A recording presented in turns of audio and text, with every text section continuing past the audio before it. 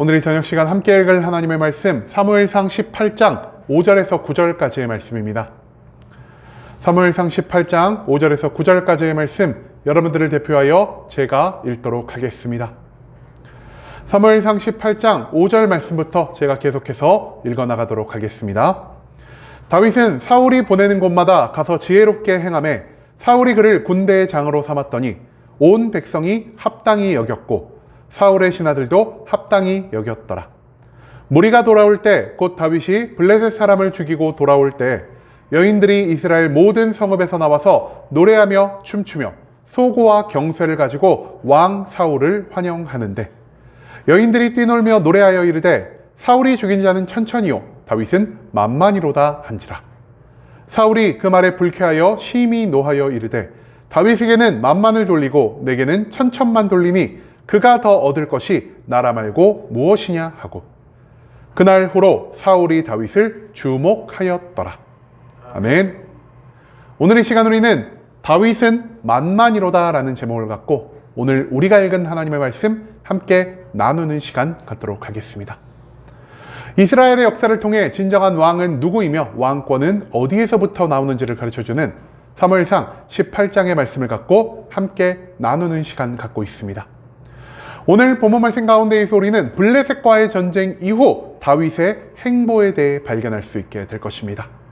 그렇다면 이스라엘은 지금 다윗을 어떻게 바라보고 있으며 이런 다윗에 대해 사울은 어떤 반응을 보이고 있는지 오늘 본문 말씀 한 절 한 절 찾아보며 함께 알아보는 시간 갖도록 하겠습니다. 먼저 본문 5절 말씀에서 성경은 이렇게 말합니다.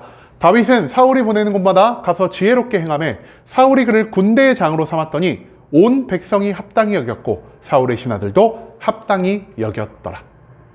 5절 말씀에서 우리는 블레셋과의 전쟁 이후 다윗의 행보가 어땠는지를 찾아볼 수 있게 될 것입니다.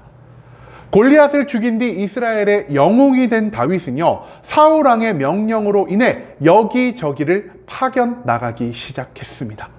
그리고 다윗은 그가 있는 모든 자리, 즉 사울이 그를 보낸 모든 자리에서 항상 지혜롭게 행하였다는 것을 오늘 성경 말씀은 우리들에게 보여주고 있는데요. 우리는 오늘 이 말씀 가운데에서 다른 모든 것보다 이 지혜롭다라는 말에 조금 주목을 기울일 필요가 있겠습니다. 여기서 말하는 지혜는요, 히브리어 사칼이라는 단어를 사용합니다. 그리고 이 사칼이라는 단어는요, 단순히 이해하다, 분별하다는 것에서만 멈추는 것이 아니라 형통하다, 성공하다의 의미를 같이 가지고 있는 단어라는 사실이죠. 즉, 성경은 다윗이 하나님을 믿고 하나님의 모든 말씀에 순종하는 그 삶 가운데에서 하나님의 지혜로 모든 것을 이해할 수 있게 되었고요. 하나님의 기준으로 모든 것을 옳게 판단할 수 있게 되므로 형통함 가운데에서 매일매일의 승리를 얻게 되었다는 사실을 이 지혜라는 단어를 통해서 알려주고 있다는 것입니다. 하나님은 과거 노예로 팔려간 요셉의 삶에 형통함을 더하셨습니다. 왜냐? 요셉이 하나님을 온전히 믿는 믿음 가운데 살아갔기 때문이라는 것이죠.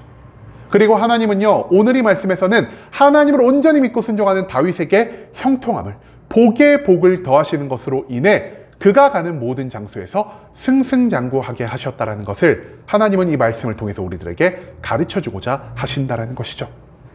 이처럼 하나님이 다윗과 함께 하시고 다윗의 삶을 가장 완전한 길로 이끄시자 다윗은 그 모든 것 가운데에서 성공을 거둘 수가 있었습니다.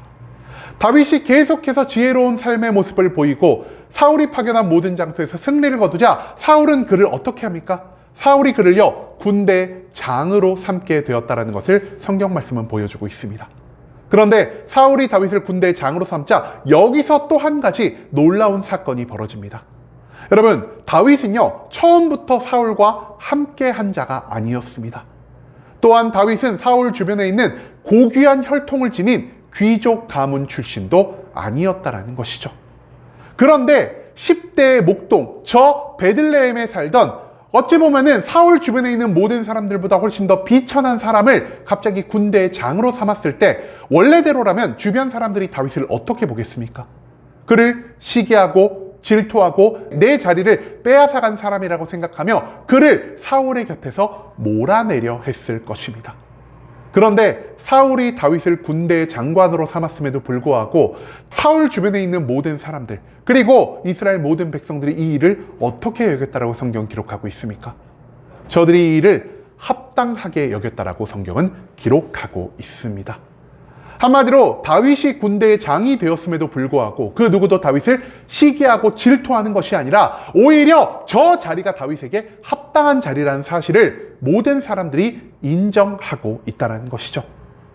하나님은요, 다윗에게 기름을 부으셨고요, 그 다음 다윗에게 성령의 충만함을 주셨으며 이제는 다윗을 왕으로 세우기 직전 이스라엘 모든 사람들과 사울 주변에 있는 모든 사람들의 인정을 받게 하심으로 왕으로 세울 준비를 시키고 있다는 사실을 오늘 이 말씀 가운데에서 우리는 생각해 봐야 한다는 것입니다.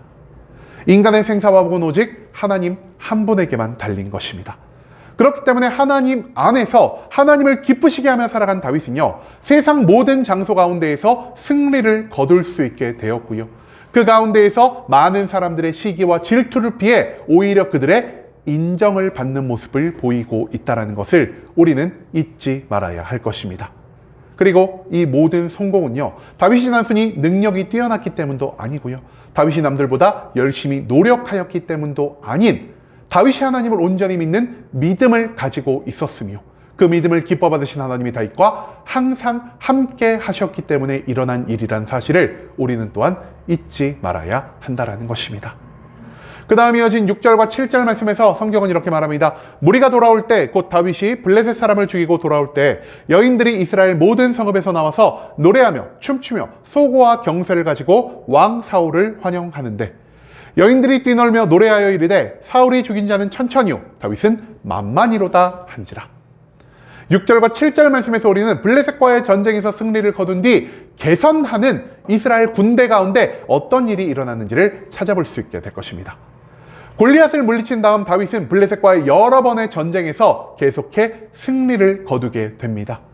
그리고 이로 인해서 이스라엘을 침공한 블레셋은요, 우리가 이 전쟁에서 더 이상 유익을 얻을 수 없을 것이다, 우리가 이 전쟁에서 이스라엘을 패배시킬 수 없을 것이다 라고 생각하여 다시 모든 군사를 물려 후퇴하는 모습을 보였고요, 블레셋 군대가 물러가자 그 군대와 대적하기 위해 모인 이스라엘 군대도 다시 자신들의 고향으로 그리고 사울의 왕궁으로 귀환할 수 있게 되었다는 것입니다.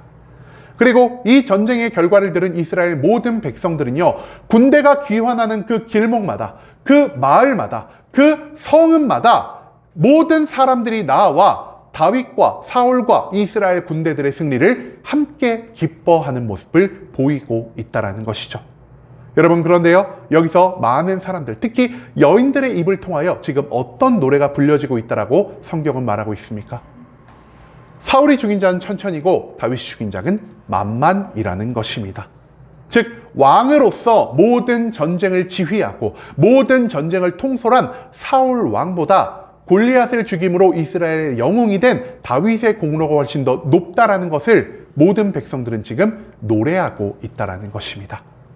이것은 단순히 사울은 1000명만 죽였고 다윗은 10,000명만을 죽였다는 의미가 아닙니다.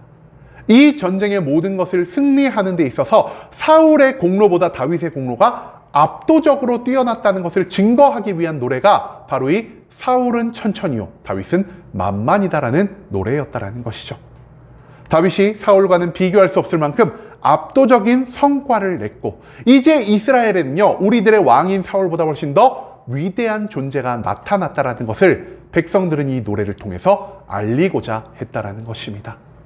즉, 이 표현은요, 사울의 몰락과 다윗의 성공을 공식적으로 드러낸 표현이라 할 수 있다는 것이죠.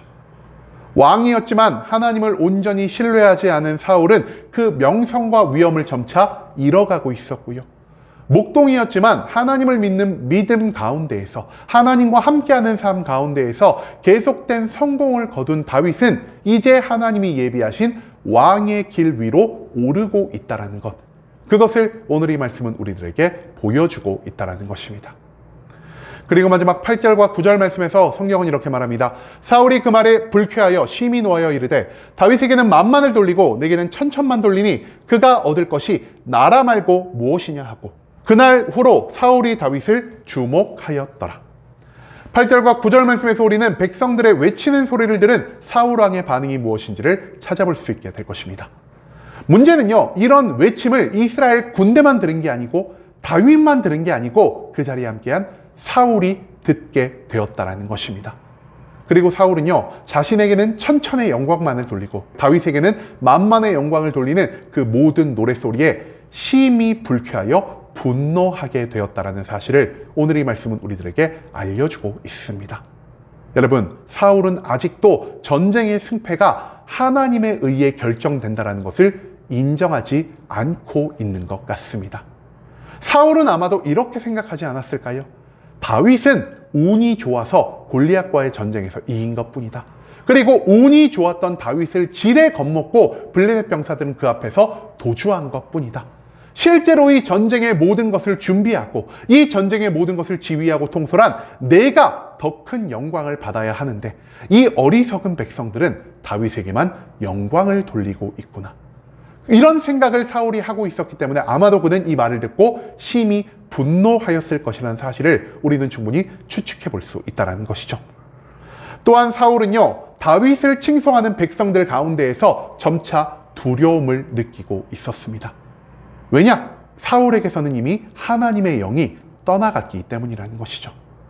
우리가 앞서도 나눴지만 하나님의 영은 사울에게 무엇을 주고 있었습니까? 왕으로서 갖춰야 할 모든 능력을 주고 계셨고요. 왕으로서 보여야 할 모든 위엄과 영향력을 주고 계셨던 것이 바로 하나님의 영이었다라는 것입니다. 한마디로 하나님의 영이 나를 떠남으로 인해서 나는 점차 능력을 잃어가고 많은 사람들이 나를 우습게 보는 것처럼 보이지만 오히려 저 다윗, 내가 하찮게 보고 내가 별 볼 일 없다라고 생각한 다윗은 하나님과 함께함으로 인해 전쟁에서 승리를 거두었고요. 많은 백성들에게 칭송을 받는 모습을 보자 사울은 이제는 하나님이 나와 함께 하시는 것이 아닌 다윗과 함께 하기 때문에 나의 왕의 자리마저 다윗에게 넘어갈 수 있겠구나라는 이러한 생각을 하게 되었다라는 것입니다. 그렇기 때문에 이후에 사울이 무엇을 했다라고 성경 말하고 있습니까? 이후에 사울은요, 다윗을 주목하였다라고 성경 기록하고 있습니다. 여기서 말하는 주목하다는요, 단순히 저를 바라보다라는 뜻이 아닙니다. 여기서 말하는 주목은요, 노려보고 감시하는 것, 즉 의도를 갖고 계속해서 누군가를 주시하는 상태를 의미하는 표현이라 할 수 있다는 것이죠. 사울은 백성들의 칭송 가운데에서 다윗과 자신을 비교하게 되었습니다. 그리고 이 비교는 분노를 만들었고요. 이 분노는 하나님의 편에 선 다윗을 적대하는 죄악으로 이어지고 있다는 사실, 그것을 하나님은 오늘 이 말씀을 통해서 우리들에게 알려주고자 하신다는 것입니다. 여러분, 하나님의 영이 떠난과 동시에 사울은 왕으로서 그리고 하나님의 사람으로서 보여야 할 모든 모습을 점차 잃어가고 있었습니다. 하나님이 이스라엘에 왕을 세운 이유 무엇입니까? 이방 민족의 모든 침입 가운데에서 하나님의 능력을 받은 왕이 저들을 맞서 싸우고 저들과의 전쟁에서 승리를 거두게 하기 위해 하나님은 왕을 세우셨다는 것입니다. 그런데 앞선 블레셋과의 전쟁에서 골리앗이 전쟁터에 나와 40일 동안 이스라엘을 도발했음에도 불구하고 사울은 그 전쟁에 적극적으로 참여하는 것이 아닌 오히려 소극적인 모습을 보이고 있다는 것입니다. 한마디로 사울은 하나님의 영이 떠난 이후로부터 왕이 감당해야 할 책임을 온전히 지지 못하고 있다는 것이죠. 또한 내 주변에 어떤 사람이 하나님과 함께함으로 인해 큰 성공을 거뒀다면 하나님의 사람으로서 그 사람을 마땅히 축하해주고 함께 기뻐해야 했을 것입니다. 하지만 하나님의 영이 떠나고 악령의 지배 가운데 살아가던 사울은요, 다윗과 함께 기뻐하고 즐거워하는 것이 아닌, 다윗을 격려하고 그를 높이는 것이 아닌 오히려 그를 시기하고 질투하며 미워하는 모습을 보이고 있다는 것입니다. 즉 다윗은 만만이라고 말하는 그 백성들의 칭송을 통해 비교와 분노와 감시라는 죄악으로 나아가는 사울의 모습을 하나님은 오늘 이 말씀을 통해서 우리들에게 알려주고 계신다는 것입니다. 하지만 다윗은 어땠습니까?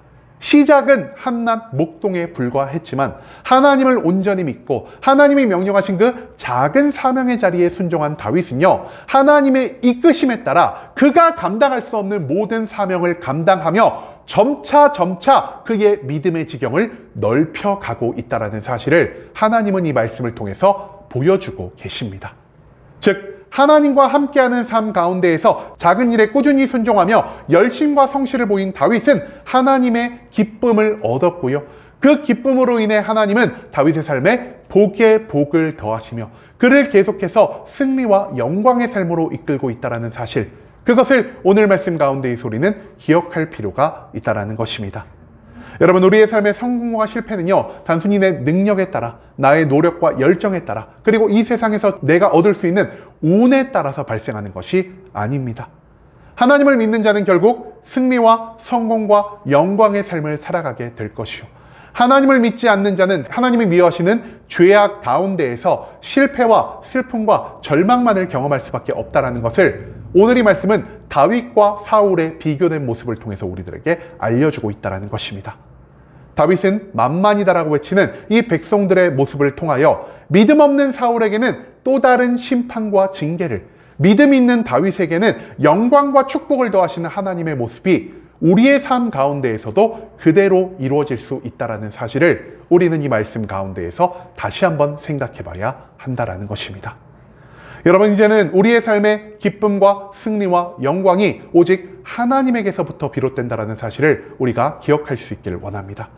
내가 아무리 능력이 뛰어나고 내가 아무리 과거에 많은 일을 성취했다 할지라도 하나님이 나의 삶에 함께하지 않으신다면 나는 끊임없이 추락할 수밖에 없다는 것을 하나님은 사울의 모습을 통해서 우리들에게 강조하고 계신다는 것입니다.